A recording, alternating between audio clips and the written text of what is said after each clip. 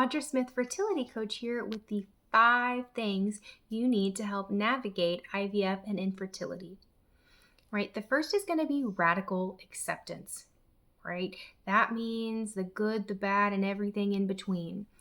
No toxic positivity here, right?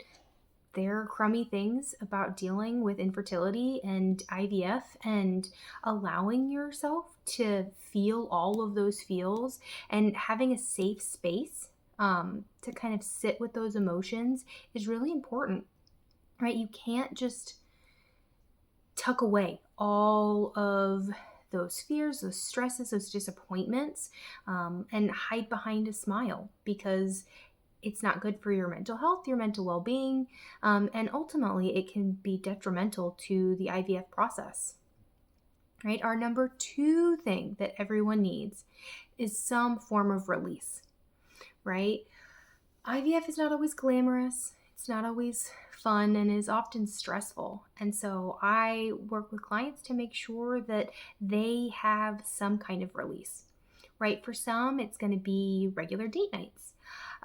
Maybe maintaining a certain exercise regimen. For me, it was a sense of humor, right? When my husband and I were at the appointment to do my IVF implantation, so you have to drink a lot of water, right? That's one of the things. You have to have a full bladder. And I basically said, hold my beer. I'm going to beat this, right? I'm going to own this challenge because I'm a type A personality and I like to win. There's a picture of me that I have included with my interview where I am it's ridiculous, right? Imagine just having the most full bladder, and then we just start giggling, right? Because I look over and my husband, who is 6'5", built kind of like a linebacker, has been asked to wear this head to toe, essentially a medical onesie, which he does not fit in, and he's bursting out of the seams. So I'm trying to hold my bladder and not pee while just giggling. And, I'm really glad that I had that sense of humor going through that, because, if I couldn't laugh at myself, it seemed like it was going to be too much, right? So having some kind of release is really important.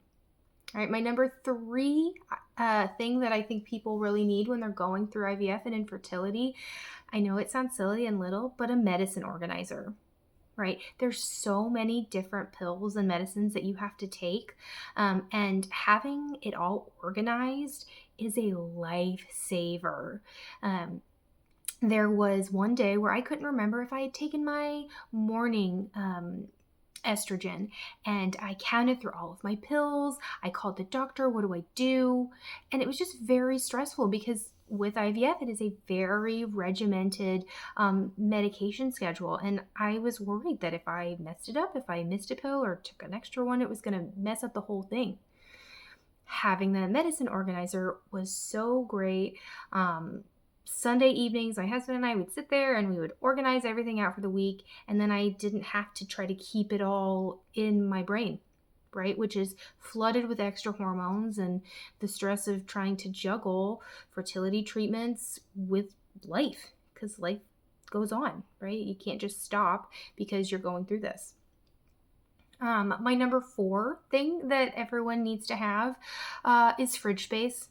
Again, maybe a little silly, but a number of those medications need to be refrigerated. And that was not something that we kind of counted on. And so once we got this big box on our porch, and it says refrigerate immediately, yesterday's leftovers got chunked, which was fine, right? The medication was more important.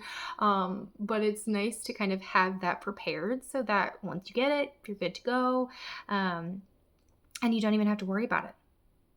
Right. My number 5 of things that I think everyone needs is the right support. Right. And I feel like this is a biggie. Okay. A support system is vital to thriving through your fertility journey, as opposed to just surviving it. And so surround yourself with people that make you feel supported and loved. right? Your doctor, your medical team is going to be able to provide that medical advice. Your friends and family are going to be able to provide love and support. But then a fertility coach or doula, like myself, is going to add that extra layer of experienced guidance as you go through this, right?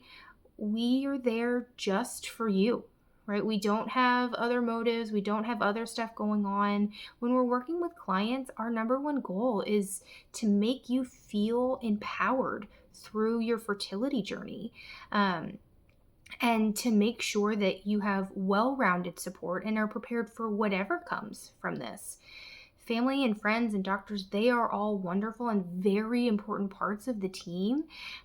But having that fertility coach, that fertility doula, just adds an extra layer that really I believe everyone deserves, so that you're not having to kind of navigate this alone, because it's not your friends and family that are having to take progesterone shots in your butt cheeks or go through some uncomfortable procedures and testings, right? That's you, right? And so having someone who has been there before and is trained and certified to support you in that is a really awesome thing.